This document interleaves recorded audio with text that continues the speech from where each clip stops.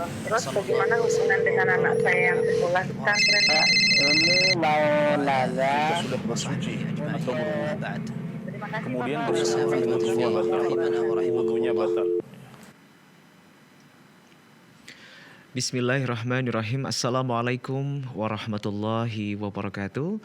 Ahlan wa sahlan wa marhabanikum pemirsa, penyimak dan pendengar live interaktif Fatwa TV. Selamat berjumpa kembali dalam program Hidup Indah dengan Sunnah. Edisi hari ini di hari Jumat, semoga Allah memberikan kemudahan dan juga keberkahan. Alhamdulillah wassalatu wassalamu ala rasulillah wa ala alihi wa sahbihi wa man walah. Allahumma salli wa sallim ala nabiyyina Muhammadin wa ala alihi wa sahbihi ajma'in.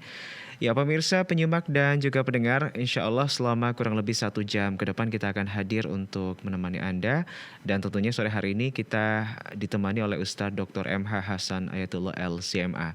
Anda bisa memanfaatkan kesempatan yang baik sore hari ini untuk bisa bertanya secara langsung kepada Ustadz. Line telepon kami fasilitasi dan kami buka 0331 544 6087. Dan pastikan sebelum Anda bergabung di kesempatan sore hari ini untuk mengecilkan volume televisi atau juga volume radio Anda. Kemudian satu penelpon kami batasi 1 pertanyaan ya. Dan bagi Anda yang belum berkesempatan untuk bertanya secara langsung, kita buka kesempatan untuk bisa bertanya di line website kami. Silakan Anda bisa akses di www.dewanfatwa.com atau juga diakses di fatwatv.id. Dan sore hari ini kita live dari studio Fatwa TV Jember. Sudah bersama kami di studio Ustadz Dr. MH Hasan Ayatullah. Kita sapa beliau terlebih dahulu. Assalamualaikum Ustaz. Waalaikumsalam warahmatullahi wabarakatuh. Ahlan bikum Ustaz. Sehat Ustaz? Alhamdulillah. Sepertinya agak sedikit sakit Ustaz berbicara Ustaz. Oh enggak. Kelihatannya seperti itu. Masya Allah. Ini tumben dari Jember Ustaz. Biasanya antum dari kota tumben. ujung. Antum yang tumben. Oh, Masya Allah yang tumben Ustaz ya. Subhanallah. Barakallahu Wafikum barakallah Ustaz ya.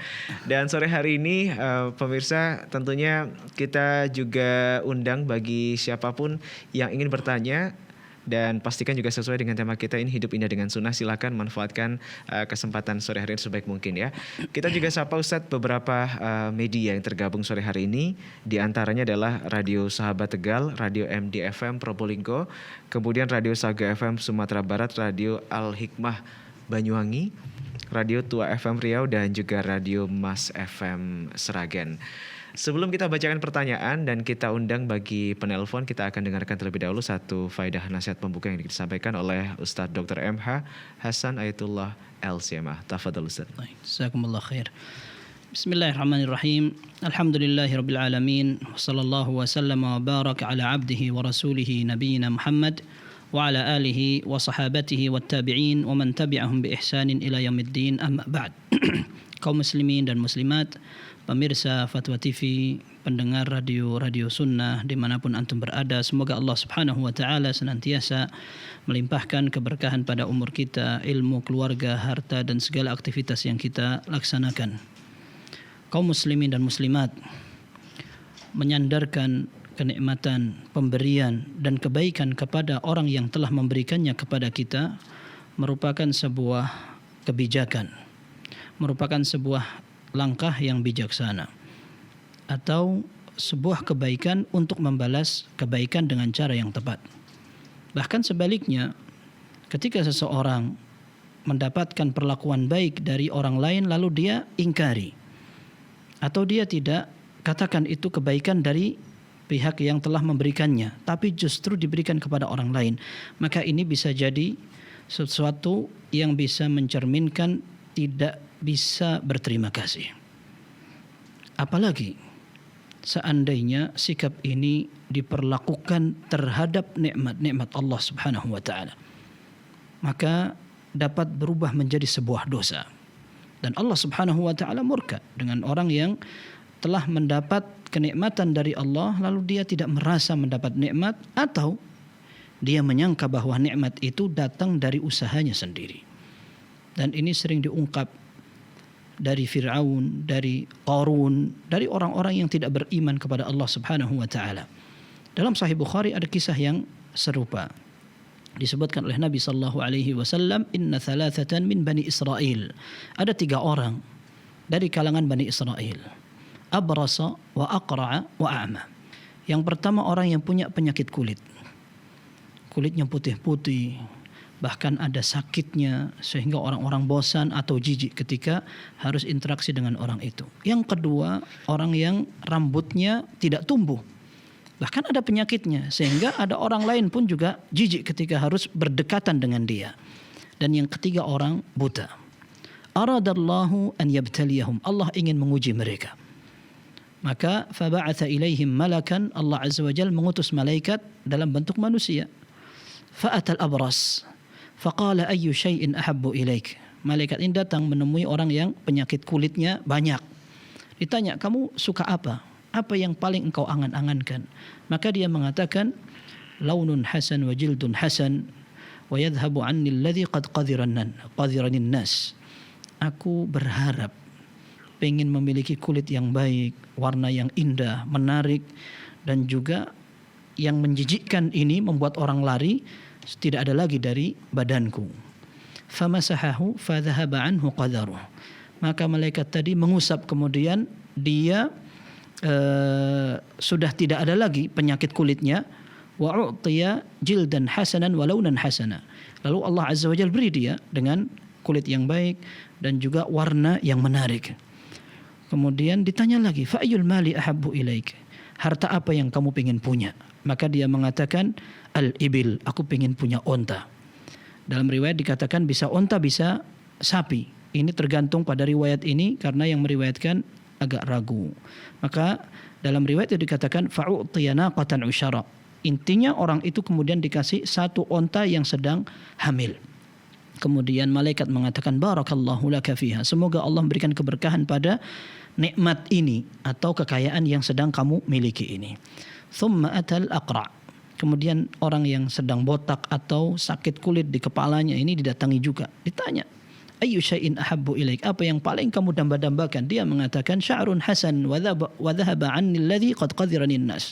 Aku pengen rambut yang indah, rapi, kemudian orang tidak jijik lagi ketika melihat kepalaku sakit kemudian tidak ada rambutnya. Maka diusap lagi. Famasahahu fadhahaba 'anhu qadaruhu wa u'tiya sya'ran hasanan. Maka seperti orang pertama, diusap, tumbuhlah rambutnya yang indah. Kemudian ditanya lagi, fa ayyul mali ahabbu ilaik? Kamu ingin harta apa? Maka dia jawab, al-baqar. Aku ingin seekor sapi. Dan ini adalah lambang kekayaan di zaman dulu, terutama orang-orang yang tinggal di daerah pedesaan ketika mereka memiliki binatang ternak yang banyak. Maka fa'u'tiya baqaratan hamila. Dia akhirnya diberi seekor sapi yang juga sedang hamil. Maka malaikat kemudian mendoakan barakallahu laka fiha. Semoga Allah memberikan keberkahan pada kekayaanmu dan juga kehidupanmu. Kemudian datang ke orang ketiga. Dikatakan ayyu syai'in ahabbu ilaik? Apa yang paling kamu dambakan? Qal an yaruddallahu alayya basari ubsiru bihin nas. Aku pengen kebutaanku hilang dan aku bisa melihat. Bisa lihat orang-orang, bisa lihat semuanya. Maka famasahahu, diusap, kemudian dia bisa melihat. Ditanya lagi, ayyul mali ahabbu ilaik? Apa yang pengen kamu punya? Kekayaan apa yang kau pengen cita-citakan? Dia mengatakan al-ghanam, aku pengen punya seekor kambing. Maka diberilah dia fa'u'tiya syatan walida. Maka dia diberi satu ekor kambing yang juga hamil. Fa'antaja hadzani wa wallada hadza. Maka masing-masing dari tiga orang itu, semua binatang ternaknya kemudian memiliki anak yang banyak. Fakana lihada wadin minal ibil, walihada wadin minal baqar, walihada wadin minal ghanam. Maka orang pertama dia memiliki unta sebanyak satu lembah. Orang kedua memiliki sapi satu lembah pula. Orang ketiga memiliki kambing satu lembah. Kemudian mulailah ujian itu oleh Allah Azza wa Jalla berikan. Maka datanglah malaikat fi hayatihi wa suratihi. Malaikat datang dengan bentuk seorang yang miskin. Maka datanglah malaikat tadi mengatakan rajulun faqir qad inqata'at bi al-hibalu fi safari fala balagha lil yawma fi safari illa billahi thumma bika. Aku adalah seorang miskin, aku melakukan perjalanan jauh, aku orang asing dan perbekalanku habis. Tidak ada jalan keluar kecuali Allah Azza wa Jalla kemudian dengan engkau. فأسألك بالذي أعطاك اللون الحسن والجلد الحسن والمال بعيرا أتبلغ به في سفري. Maka aku minta dengan nama Allah yang telah memberi kamu kulit yang baik, warna tubuh yang menarik, dan juga yang telah membuat engkau kaya. Aku minta 1 ekor saja unta. Aku jadikan untuk modalku melakukan atau melanjutkan perjalanan. Maka dia mengatakan al-huquq katsirah. Enggak, banyak ini, sudah ada porsi-porsinya. Mau aku bagi-bagi untuk orang-orang, aku enggak bisa ngasih kamu. Maka malaikat tadi kemudian mengatakan, alam a'rifka. Aku kayaknya kenal kamu ya. Alam takun abras yaqdhan nas. Bukankah kamu dulu adalah orang yang punya penyakit kulit? Orang-orang tidak suka dengan kamu. Faqiran fa'ataka Allah, dan kamu juga orang miskin, kemudian kamu dibuat kaya oleh Allah. Nah, orang ini kemudian mengatakan, innama warithtu hadza kabiran an kabirin. Enggak. Aku dapat kekayaan ini karena usahaku dan aku warisi dari nenek moyangku. Mereka dulu orang-orang sukses dalam berusaha, berniaga, berbisnis, dan aku lanjutkan saja. Mereka punya keahlian, aku juga punya.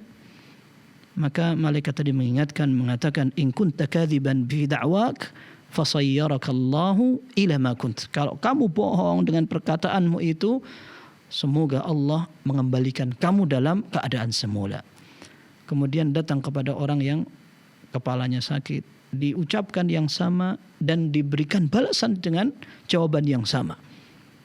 Lalu datang ke orang ketiga, orang yang buta.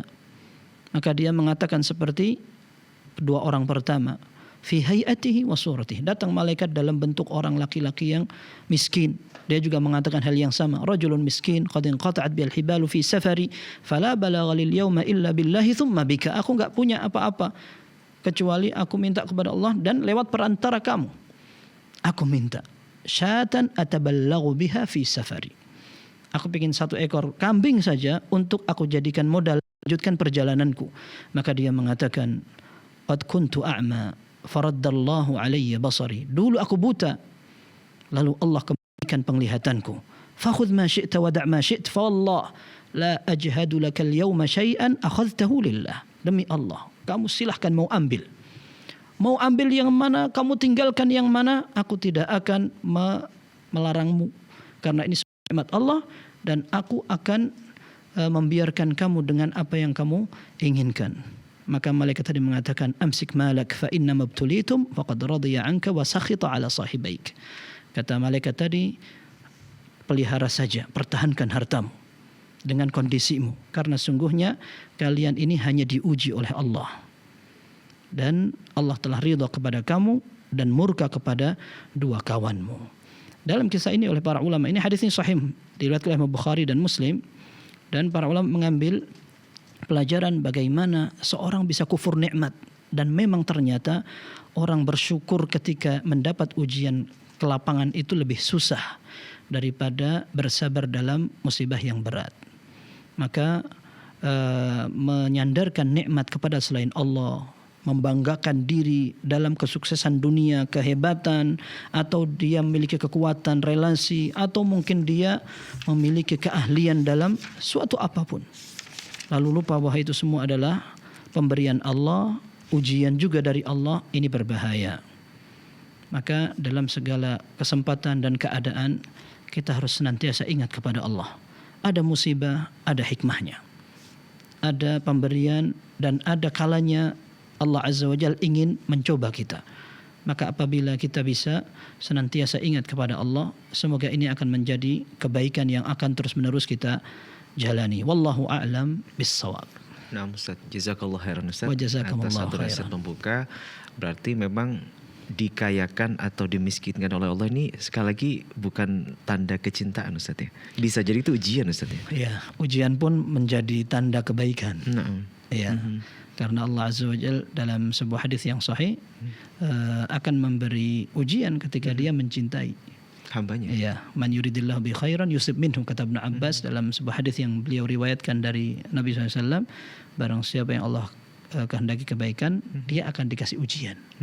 Nah, ujian ini bisa kekayaan, bisa kemiskinan. Wa nabluukum bisyarri wal khairi fitnah, kata Allah Subhanahu wa taala. Kami akan uji kalian dengan kekayaan, dengan kemiskinan, dan dua-duanya adalah ujian. Nah, Masya Allah, barakallahu fikum. Semoga jadi satu pegangan nasihat untuk kita semuanya, pemirsa dan juga pendengar live interaktif Hidup Indah dengan Sunnah.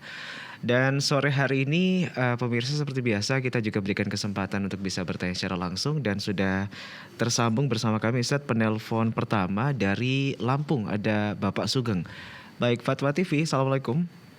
Waalaikumsalam warahmatullahi. Ya, ahlan wa sahlan. Silakan Pak Sugeng, pertanyaan Anda.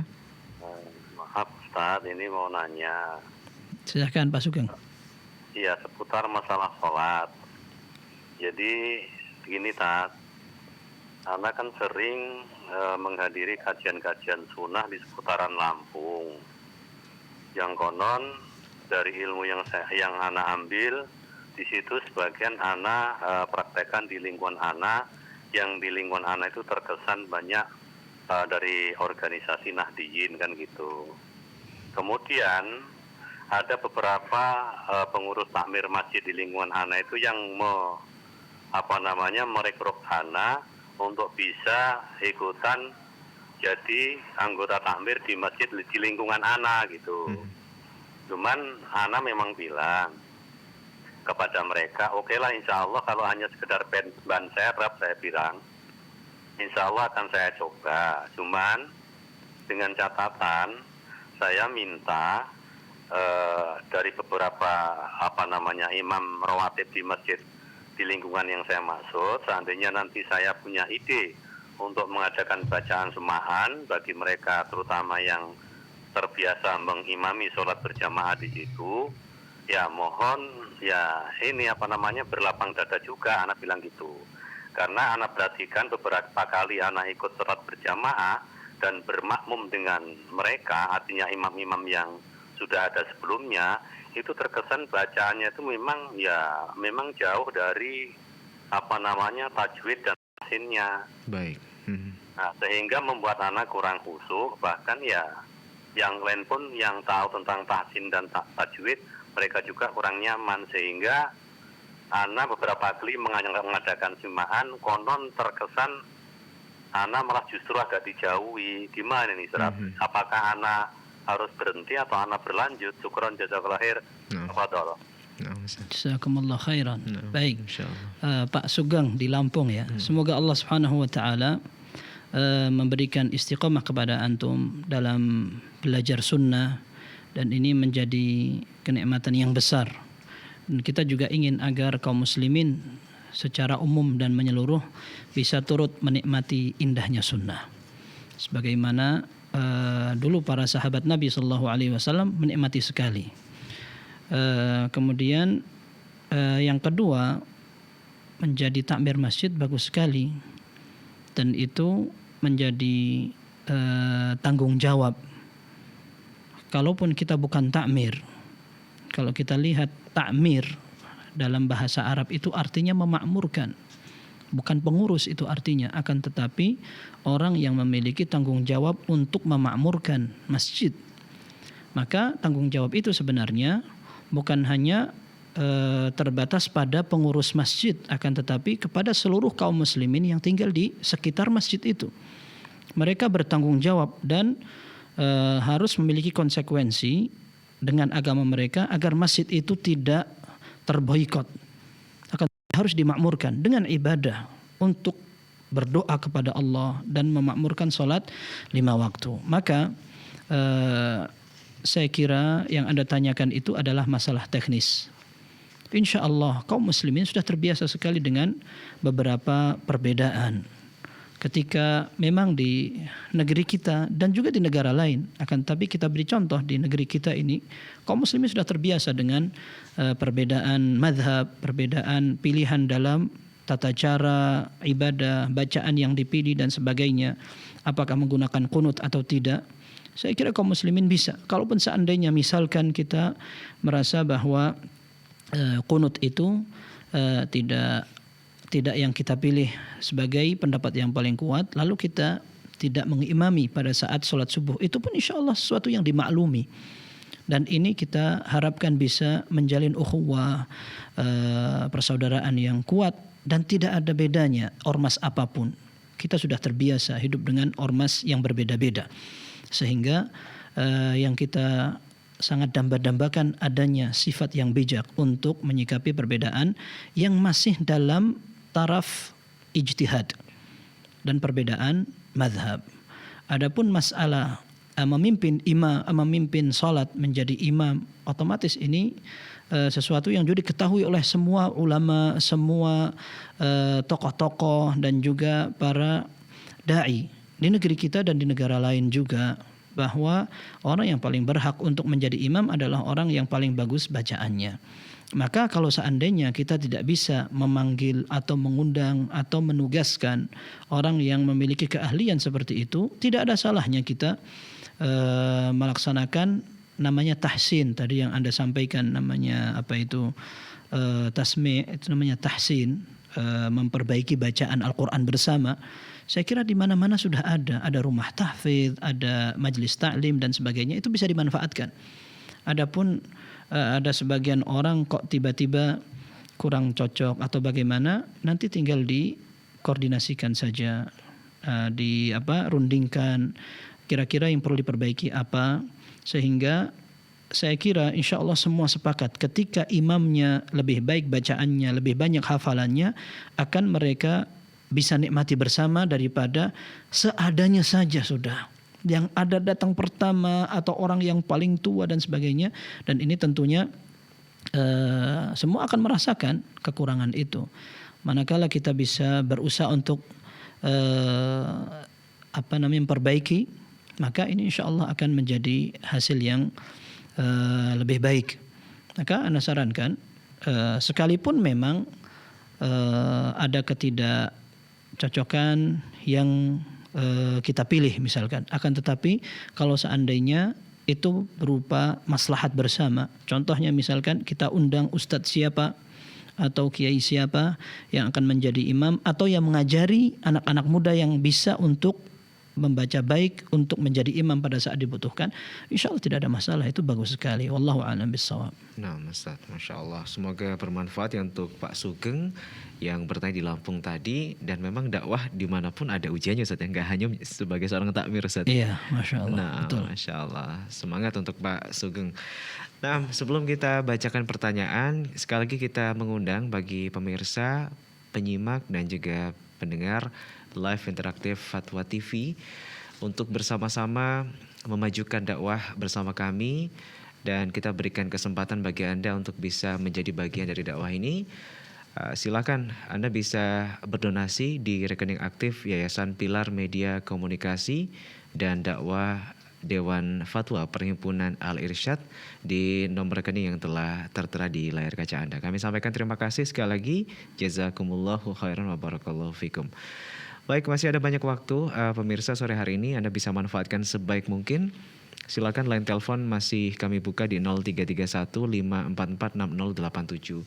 Sambil menantikan penelpon, kita akan bacakan dulu pertanyaan yang sudah masuk di jalur website dewanfatwa.com. Pertanyaan pertama Ustadz dari saudara Matrawi di Nganjuk, Jawa Timur. Assalamualaikum warahmatullahi wabarakatuh Ustadz. Assalamualaikum warahmatullahi wabarakatuh. Ustadz, ada sebuah yayasan Islam yang katanya mengikuti para ulama salaf. Yayasan tersebut menerangkan jika kalau sholat Jumat bagi wanita, musyafir dan orang sakit dilaksanakan 2 rakaat meskipun sendirian. Pertanyaannya, apakah ada pemahaman dari ulama salaf yang menerangkan hal tersebut? Barakallahu fikum Ustaz. Wa barakallahu fikum. Iya. Pak Matraji tadi. Matrawi Ustaz. Pak Matrawi, Nah. ya Matrawi. Barakallahu fik. Iya. Masalah sholat Jumat sudah dijelaskan di buku-buku para ulama ahli fikih 4 mazhab. Mereka memiliki kesepakatan dalam beberapa hal, dan ada perbedaan yang memang terletak pada beberapa bagian pembahasan sholat Jumat. Dan mereka sepakat bahwa sholat Jumat hukumnya wajib untuk kaum muslimin. Akan tetapi ada beberapa kalangan yang diberi dispensasi untuk boleh tidak ikut sholat Jumat. Di antaranya adalah perempuan, orang yang sakit, orang yang sedang safar, kemudian orang yang menjadi budak, ya. Kemudian orang yang memiliki penyakit menular atau tidak mampu. Sehingga ini disebutkan oleh kebanyakan ulama bahwa sholat Jumat menjadi wajib untuk pertama orang Islam jelas, kemudian orang berakal. Nah, berikutnya ada syarat wajibnya yaitu untuk laki-laki. Kemudian untuk orang yang sehat, kemudian untuk orang yang berdomisili tinggal di kampungnya, atau dia tinggal di kampung orang lain tapi dia lama sehingga seperti orang yang mukim di situ. Nah, kemudian juga orang yang bebas, tidak sedang takut dan bukan menjadi budak dan sebagainya. Nah, kemudian para ulama juga mengatakan bahwa sholat Jumat tidak sah kecuali apabila sudah masuk waktu.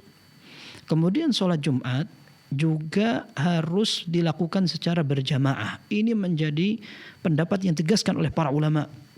Tidak dilakukan sendiri-sendiri, akan tetapi harus dilakukan berjamaah. Nah, lalu ada perbedaan pendapat. Apakah jamaah itu terdiri dari jumlah sedikit atau harus banyak? Dalam mazhab Syafi'iyah dan juga Hanabilah, mereka mengatakan minimal 40 orang. Sebagian mazhab mengatakan tidak harus 40 orang, 12 orang cukup. Bahkan dalam mazhab Hanafiyah, kalaupun 3 orang bersama imamnya sehingga 4 orang, maka sudah cukup. Kemudian harus ada khutbahnya. Sebagian ulama mengatakan bahwa Jumatan itu harus dilakukan di pemukiman, tidak di tengah-tengah padang pasir atau sedang orang yang nomaden pindah tempat gunung-gunung itu. Sebagian ulama mengatakan sekalipun mereka nomaden, yang penting mereka ada beberapa komunitas, mereka tetap dituntut untuk melaksanakan sholat Jumat. Tapi intinya mereka katakan bahwa wanita atau orang yang sedang safar atau orang yang sakit sehingga tidak bisa, mereka adalah orang-orang yang berhak untuk mendapatkan keringanan tidak Jumatan. Lalu apa solusinya? Mereka bisa sholat zuhur.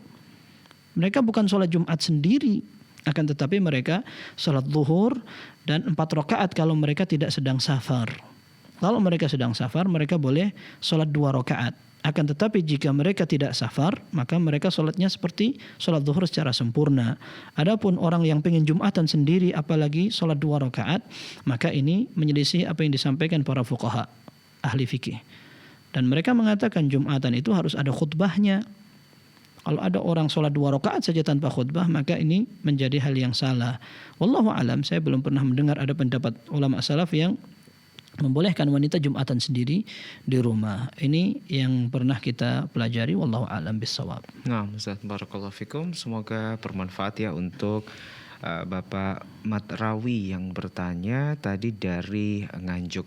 Kemudian Ustaz, ada penelpon kedua sudah tersambung sore hari ini dari Ibu Rosmini di Pacitan. Baik, Fatwa TV, Assalamualaikum.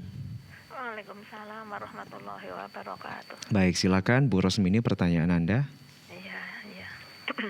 Assalamualaikum warahmatullahi wabarakatuh, Ustaz. Waalaikumsalam warahmatullahi wabarakatuh. Silakan Bu Rosmini. Iya, terima kasih.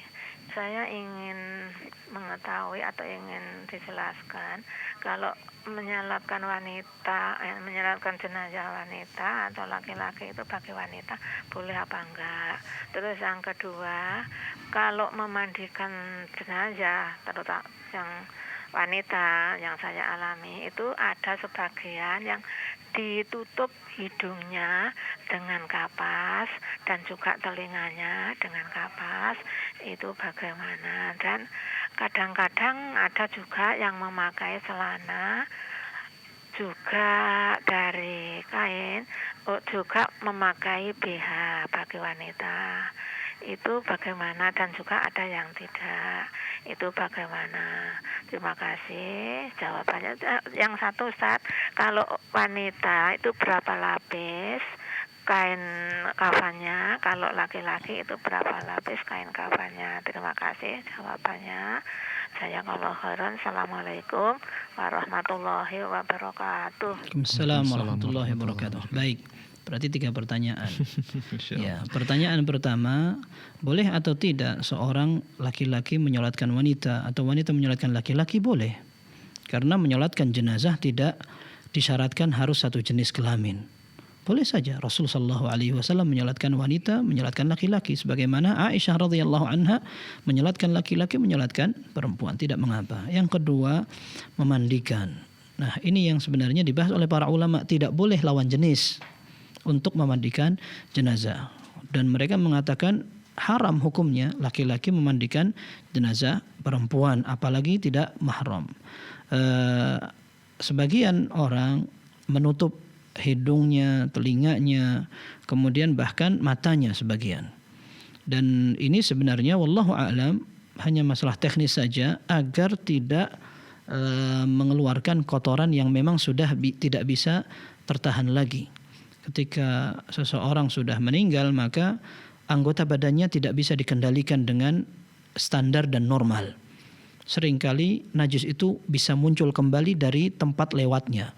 Maka memang dianjurkan untuk menutup tempat-tempat yang dikhawatirkan akan masih mengeluarkan kotoran itu. Maka para ulama pun juga demikian. Mereka ketika menganjurkan tata cara untuk membersihkan atau memandikan jenazah, diharapkan agar yang memandikan mengurut perutnya pelan-pelan, agar kotoran-kotoran yang kira-kira akan keluar bisa dibersihkan. Pun demikian tidak ada jaminan tidak keluar lagi. Maka tidak mengapa seorang menutup rongga-rongga dan celah-celah yang bisa mengeluarkan kotoran. Demikian pula wallahu alam untuk mulut, kemudian hidung dan juga yang masih terbuka, khawatirnya akan keluar ingus, kemudian muntah dan sebagainya. Wallahu alam bissawab. Dan saya kira wallahu alam kalaupun ada perbedaan dalam hal ini tidak terlalu mendasar dan prinsip. Adapun berapa pakaian yang digunakan, wallahu alam, laki-laki seperti yang dinukil dari Nabi sallallahu alaihi wasallam, beliau dikafanin dengan 3 helai. Adapun perempuan, para ulama menyebutkan bisa 5, termasuk sudah ada khimar atau kerudung penutup kepala dan juga bagian anggota badannya. Karena memang anggota badan wanita lebih harus ditutup. Karena auratnya, kata para ulama, lebih besar daripada aurat laki-laki. Sehingga para ulama dulu mereka mengatakan bahwa dalam bentuk keranda wanita, apabila dalam pengangkatannya nanti di anggota badan atasnya ada tambahan bentuk semacam tutup begitu, maka itu lebih bagus untuk menutup bentuk badannya. Karena dulu kaum muslimin tidak terbiasa menggunakan seperti keranda di tengah masyarakat kita. Ditutup semua menggunakan semacam setengah lingkaran itu. Tidak terbiasa kaum muslimin di sana dulu. Akan tetapi mereka hanya mengangkatnya di atas ranjang atau na'ash namanya, keranda. Jadi kerandanya semacam ranjang begitu saja diangkat. Nah, adapun yang diangkat adalah perempuan, maka mereka tutupi bagian dadanya dengan menggunakan semacam setengah lingkaran, tapi hanya di bagian dada itu saja, kemudian ditutupi menggunakan kain sehingga bentuk badan sang jenazah tidak terlihat. Maka ini tidak mengapa seseorang menggunakan tambahan-tambahan seperti itu, dan kalaupun lebih tidak mengapa, yang jelas tidak boleh israf atau berlebihan, apalagi mewah-mewahan. Wallahu a'lam bishawab. Nah, Ustaz, Masya Allah. Semoga bermanfaat ya untuk Ibu Rosbini yang bertanya tadi. Barakallahu fikum. Kemudian Ustaz, ada penelpon ketiga kita sudah tersambung bersama kami di sini, ada Ibu Miss Yati dari Jambi. Baik Fatwa TV, Assalamualaikum. Waalaikumsalam. Iya, Ibu Miss Yati, silakan pertanyaan Anda. 1 pertanyaan Ibu ya. Oh, tidak boleh 2 ya? Iya, 1, mohon maaf Ibu. Iya. Saya sholat pakai mukena tuh pendek. Pendeknya semana Ibu? Ya pakai itu mukena yang apa itu, yang putus itu tidak langsung. Tidak yang terusan Ibu ya? Ya tidak yang terusan. Nah itu kan sudah, itu yang bawah itu kan sudah sobek. Jadi saya ganti sarung. Nah pas saya nak rakaat kedua tuh sarung taliannya tuh lepas. Nah itu apa kalau ditali lagi, apa ditali langsung kita balik sholat di rakaat yang kedua, misalnya sujud, apa kita diulang lagi dari awal? Apa gimana Pak Ustadz? Terima kasih. Assalamualaikum warahmatullahi wabarakatuh. Waalaikumsalam warahmatullahi wabarakatuh. Iya, ketika seorang sholat memang diwajibkan untuk menutup aurat. Maka termasuk laki dan perempuan ketika sholat dianjurkan untuk menutup aurat. Ketika kaum wanita melaksanakan sholat kemudian sebagian pakaiannya tersingkap, maka apabila yang tersingkap ini disebutkan dalam buku-buku para ulama, kalau seandainya yang tersingkap itu sedikit dan tanpa ada kesengajaan maka aman, tidak mengapa. Akan tetapi jika seandainya yang tersingkap adalah bagian yang banyak, terlebih apabila yang tersingkap adalah aurat yang berat, yang besar, seperti tempat mengeluarkan kotoran misalkan, sebagian ulama mengatakan batal sholatnya. Tapi jika seandainya yang tersingkap adalah aurat yang lain maka lebih ringan urusannya. Demikian pula apabila aurat yang tersingkap itu tidak lama langsung ditutup, maka ini adalah hal yang dimaklumi, tidak mengapa. Sehingga tadi kalau seandainya terputus ikatannya lalu dibenarkan, maka tidak mengapa. Salat bisa dilanjutkan, tidak perlu mengulang dari awal. Sehingga aurat ketika tersingkap tanpa kesengajaan kemudian segera ditutup kembali, maka tidak membatalkan salat. Itu kalau auratnya tersingkap. Kalau seandainya tidak tersingkap, karena misalkan yang tersingkap yang terlepas adalah tali dari mukena bagian bawah, tapi dalam bagian itu orang yang sholat memakai pakaian yang lain, misalkan pakai daster atau pakaian yang lain, sehingga tidak sampai menunjukkan auratnya, maka tidak mengapa sebenarnya. Ya, itu tidak mengapa sama sekali. Kalaupun seandainya tersingkap aurat seperti jawaban kita pertama tadi, ya, tidak ada unsur kesengajaan dan kemudian segera ditutup, maka tidak mengapa. Permasalahan yang lain adalah bergerak di dalam sholat. Bergerak di dalam sholat, para ulama mengatakan boleh kalau ada kaitannya dengan sholat atau dibutuhkan. Kaitannya dengan sholat seperti itu tadi, seperti seorang melakukan gerakan sholat, atau yang dibutuhkan sekalipun bukan gerakan sholat. Contohnya adalah ketika menggendong bayi, atau mengambil barang yang memang hampir jatuh, atau seorang menutup auratnya ketika tersingkap dan sebagainya. Maka ini tidak mengapa selama memang dibutuhkan dan tidak terlalu banyak atau membuat sholat itu rusak. Para ulama memberikan contoh yang membuat orang sholatnya rusak adalah ketika gerakannya sampai membalikkan badan dari arah kiblat. Maka ini bisa membuat sholatnya batal. Kalau tidak, maka sholatnya tetap sah sekalipun dia melakukan tindakan di luar sholat tapi dia butuhkan. Wallahu a'lam bishawab. Iya, tidak mengapa agar tidak mengganggu sholatnya dan juga sholat kaum muslimin. Ini tidak mengapa. Ya. Ya, oke, baik. Semoga bermanfaat ya untuk Ibu Misyati yang bertanya dari Jambi. Berarti kedepannya kalau khawatir mukenanya copot harus diganti yang lebih mumpuni Ustaz ya, agar tidak mengganggu sholatnya Ustaz ya. Tadi diganti dengan sarung, maka tidak mengapa juga diganti dengan sarung. Tadi sudah disampaikan, diganti dengan sarung tidak mengapa juga. Yang penting tertutup auratnya. Terlihat auratnya dan tertutup ya. Baik, semoga bermanfaat. Baik, masih ada waktu pemirsa sore hari ini, silakan manfaatkan kesempatan sebaik mungkin untuk bisa mengambil faedah ilmu. Live interaktif Hidup Indah dengan Sunnah masih akan berlangsung insya Allah sore hari ini sampai pukul 17 waktu Indonesia Barat. Dan kita bacakan kembali Ustaz pertanyaan yang sudah masuk di jalur website dari Ibu Nana Ernawati di Tasikmalaya. Bismillah. Ustadz, mohon petunjuknya berkaitan dengan kuburan ibu kami, letaknya ini beda kota dan jauh. Harus menggunakan apa agar kuburan itu ibu kami tidak ditumbuhi oleh rumput liar dan dijadikan tempat sampah? Karena memang banyak rumput yang tumbuh, sedangkan kami tidak bisa sesering mungkin bolak-balik untuk membersihkannya. Apakah boleh Ustadz kami tutupi menggunakan hebel agar tidak banyak rumput? Baik. Dalam Sahih Muslim disebutkan Rasulullah sallallahu alaihi wasallam menyatakan, naha Rasulullah sallallahu alaihi wasallam an yujassasal qabr aw yuq'ad alaihi aw yubna alaihi. Ya, Rasulullah SAW melarang kuburan untuk disemen. Disemen, yujassas. Seperti ini dalam lafaz Muslim dikatakan yujassas, ditarui jas. Jas itu maksudnya adalah semen. Kemudian dalam riwayat Muslim yang lain seperti dinukil oleh An-Nawawi rahimahullah dalam kitab beliau Al-Minhaj, dalam syarah Sahih Muslim Ibnu Hajjaj, beliau katakan dalam riwayat lain dikatakan wa an yuqassas. Yuqassas artinya dipasangin qas, maksudnya juga sama, semen. Ya. Jadi intinya kuburan tidak boleh disemen.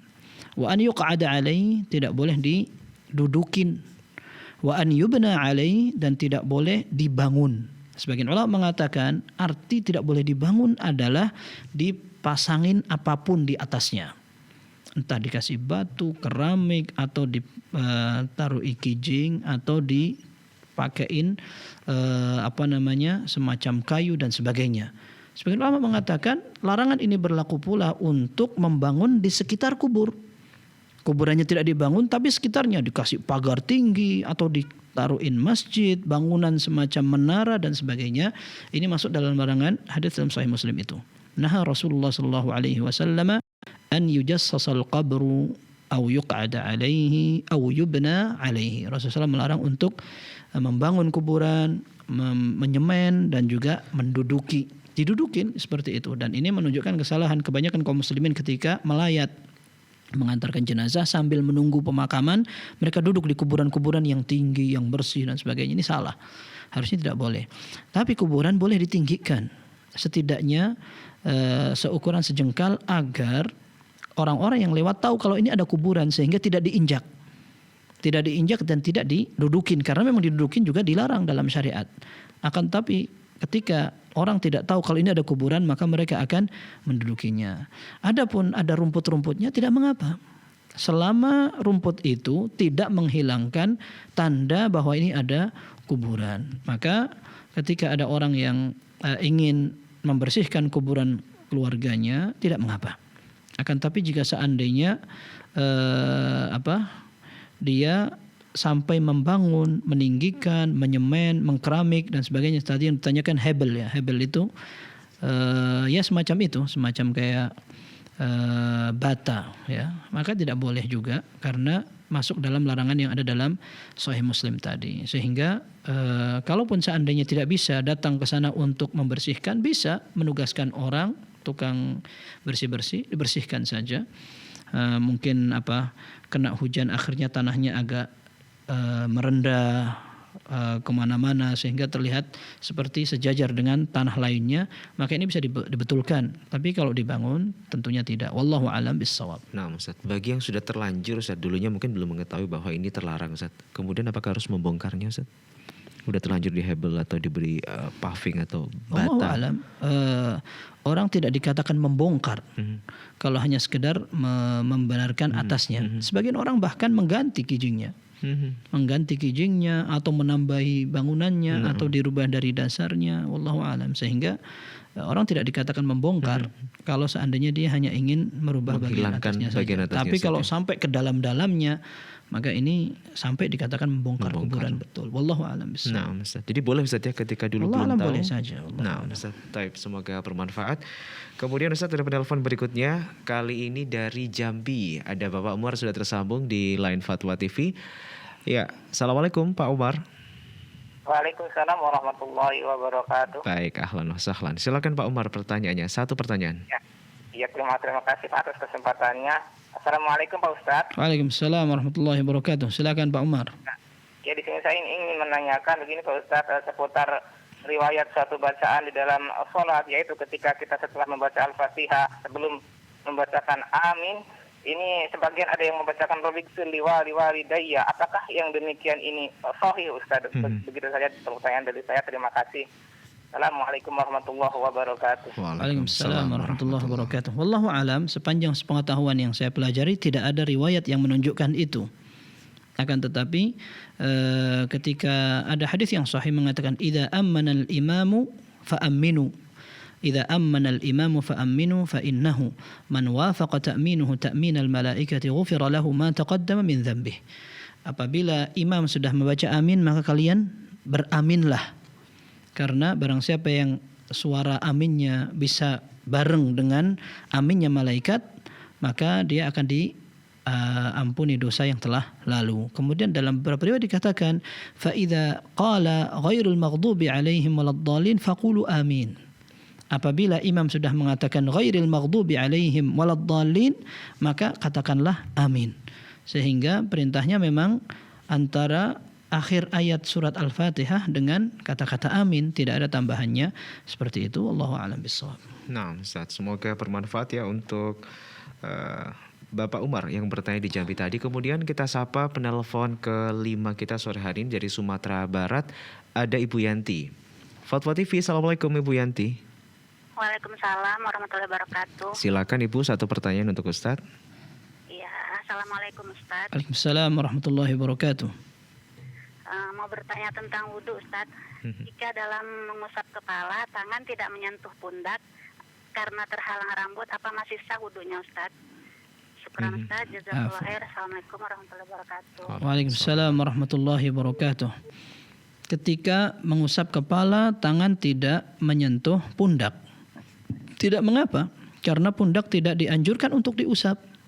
Kemudian ketika kita mengusap kepala, yang diharuskan adalah mengusap kepala sebisanya tanpa memperhatikan rambutnya panjang atau pendek.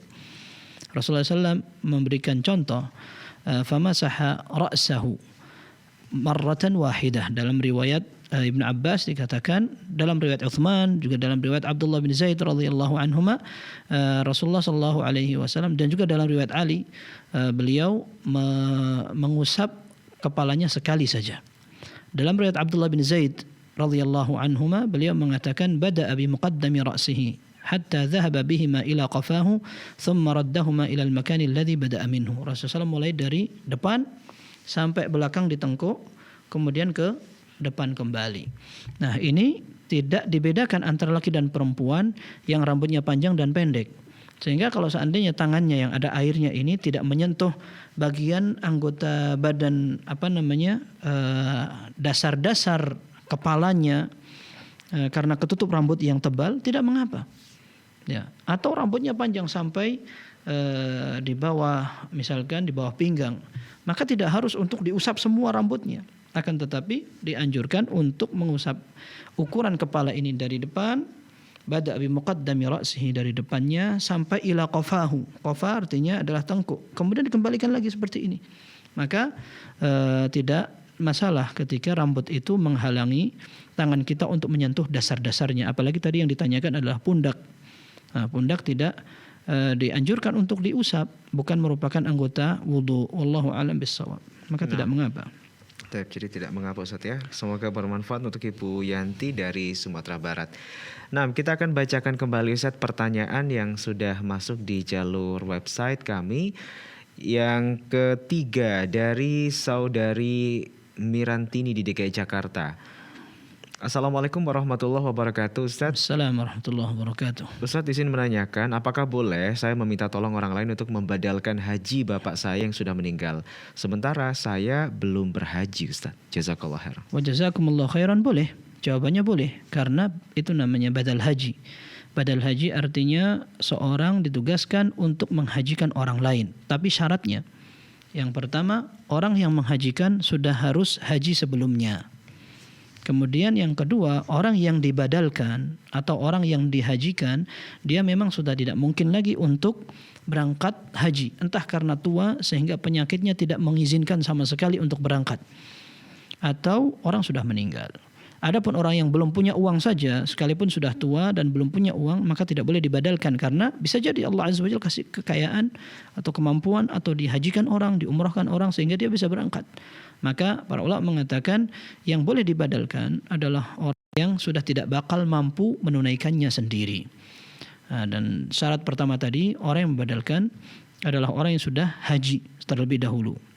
Baik kita sebagai anak akan menghajikan secara langsung atau kita minta orang lain menghajikan, yang penting orang yang menghajikan sudah haji terlebih dahulu. Kita sudah pernah haji sebelumnya, maka kita hajikan untuk orang tua. Kalau kita belum haji sebelumnya, kita minta orang lain sudah haji untuk membadalkan orang tua, maka itu bukan hal yang dibolehkan. Tapi yang lebih afdal dari itu, wallahu alam, adalah Anda haji sendiri. Karena ketika harta itu ada dan itu milik Anda sendiri, lain kalau uang itu adalah uang orang tua, misalkan. Orang tua yang menjadi wasiat, misalkan pokoknya harta ini aku pengen haji. Aku pengen haji nanti, tapi ternyata kalau nanti aku mati sebelum haji, maka tolong ada orang yang menghajikan aku. Dan harta itu tidak melebihi 1/3 dari warisan misalkan. Maka itu masuk ke dalam wasiat yang harus dilaksanakan sebelum warisan dibagi. Tapi kalau ternyata wasiat itu lebih dari 1/3, misalkan orangnya meninggal hanya meninggalkan warisan 50 juta. Sementara untuk melaksanakan ibadah haji 50 juta juga sekarang. Maka tidak boleh wasiat itu didahulukan daripada warisan. Kemudian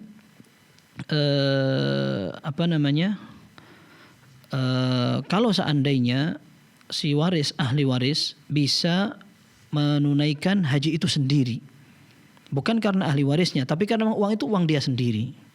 Dan dia menunaikan untuk dia sendiri, sampai di sana dia doakan orang tuanya. Maka ini yang pernah saya pelajari dan dengar dari beberapa masyayikh di Madinah mengatakan ini lebih afdal. Yang pertama, karena ini juga ibadah. Yang kedua, itu juga kewajiban kita. Yang ketiga, kita juga membutuhkan pahala. Kita membutuhkan pahala untuk berbakti kepada orang tua dengan menghajikan sekalipun beliau sudah meninggal. Tapi pahala yang kita laksanakan untuk diri kita sendiri dengan sifat ibadah wajib itu lebih besar. Maka uang itu ketika kita gunakan untuk kita sendiri menunaikan ibadah haji akan berbuah pahala kebaikan juga untuk orang tua ketika kita bisa beribadah kepada Allah dan kita menjadi jariah untuk orang tua kita. Nah, nanti sampai di sana kita bisa minta kepada Allah agar orang tua kita mendapat pahala yang banyak. Syukur-syukur setelah itu Allah Azza wa Jalla berikan kepada kita rizki yang lebih. Kita bisa berangkat lagi untuk menunaikan haji badal untuk orang tua atau orang lain yang bisa menghajikan orang tua. Wallahu a'lam bissawab. Nah, Ustaz, semoga bermanfaat ya untuk saudari Miranti di Jakarta Selatan yang sudah bertanya tadi. Nah, oke, sore hari ini kita masih undang di menit-menit terakhir dan kembali kami sapa penelpon kita kali ini dari kawasan Pulau Bali. Ustadz, ada Pak Umar. Baik, kita sapa Fatwa TV. Assalamualaikum. Waalaikumsalam warahmatullahi wabarakatuh. Iya, di Bali bagian mana nih Pak Umar? Dari Kampung Islam Lebah, Kabupaten Kelungkung. Oh, Kabupaten Kelungkung. Pertama kali masuknya Islam di Bali. Masya Allah, barakallahu fikum Pak Umar. Masya Allah, barakallahu fik. Silakan Pak Umar, pertanyaan Anda. Ini Ustaz, nyambung tadi. Assalamualaikum warahmatullahi wabarakatuh. Waalaikumsalam warahmatullahi wabarakatuh. Silakan Pak Umar. Nyambung tadi saya dengar tentang membasuh kepala di wudhu itu Ustaz. Saya menemukan hadis dari Rubayyi binti Muawwidh di Imam Ahmad 25.782 itu kurang kuat memang. Di Abu Dawud 109 itu Hasan dihasankan oleh Syekh Albani gitu. Yang berbunyi begini Ustaz. Anna Rasulullah sallallahu alaihi wasallam tawadda'a indaha wa masaha ra'sa kullahu min fawqi sya'ri kulla nahiyatin limunsabbi asy-sya'ri la yuharriku asy-sya'ra an hayatihi. Gimana hadis yang pertama gimana? Anna Rasulullah sallallahu masaha wa sallam tawadda'a indaha wa masaha ra'sa kullahu min fawqi sya'ri aywa kulli nahiyati limunsabbi asy-sya'ri la yuharrika sya'ra an hayatihi Ustaz. Baik, terus kemudian penjelasannya lebih lanjut ya Ustaz. Tadi kan Ustaz nyinggung rambut yang tebal. Ini ana pahami kan untuk perempuan kayak ini karena Muawwidh istri Nabi berambut tebal begitu Ustaz. Mohon penjelasan lebih lanjut maksud saya. Baik. Assalamualaikum warahmatullahi wabarakatuh. Hadis itu tidak berbeda. Hadis itu menunjukkan saja Nabi SAW wudhu di rumah Rubayyi binti Muawwidh. Tapi yang wudhu Nabi SAW. Maka di situ dikatakan tawadda'a indaha. Beliau wudhu di rumahnya, di rumah si Muawwidh, bukan dia mewudhukan Muawwidh. Tapi Nabi SAW wudhu sendiri hanya di rumah Muawwidh. Kemudian famasahar ra'sa kullahu. Rasulullah SAW mengusap semua kepalanya, kepala dia sendiri, kepada kepala beliau sendiri, bukan kepalanya Muawidh. Ya. Kemudian fi kulli mansabbin. Ya, jadi semua rambutnya, hanya tidak sampai merubah tatanan rambutnya. Dan Nabi SAW dalam beberapa riwayat dikatakan rambutnya panjang. Rambutnya sampai punya limmah. Limmah itu rambut yang menjuntai sampai melewati daun telinga. Nah, ini juga tidak bertentangan dengan hadis sebelumnya bahwa Rasulullah SAW sampai tengkuk ketika membasuh dan mengusap kepalanya. Sehingga ketika Nabi SAW demikian, beliau mengatakan dalam hadis itu mengusap kepalanya, ya, kemudian sampai belakang, lalu tidak sampai merubah posisi rambutnya. Bisa saja seperti itu. Ya, tidak berubah, tidak berbeda dengan riwayat Abdullah bin Zaid radhiyallahu anhu tadi, dan juga tidak berbeda dengan riwayat Utsman radhiyallahu anhu dalam sifat wudunya. Yang jelas semua kepalanya dibasuh, dan itu menunjukkan lagi bahwa mazhab yang lebih dekat dengan tata cara wudu Nabi SAW adalah dibasuh semuanya, bukan dengan sebagian kepala saja. Wallahu a'lam. Nah, Ustaz. Itu jadi penelpon terakhir sekaligus jawaban terakhir, Ustaz. Kita sampaikan terima kasih. Jazakallahu khairan. Wa fikum barakallahu, Ustaz. Ya, kita juga sampaikan terima kasih sekali lagi kepada seluruh pemirsa, pendengar dan juga penyimak live interaktif Fatwa TV yang telah bergabung, kemudian juga bertanya dan mengirimkan pertanyaan melalui website kami di www.dewanfatwa.com.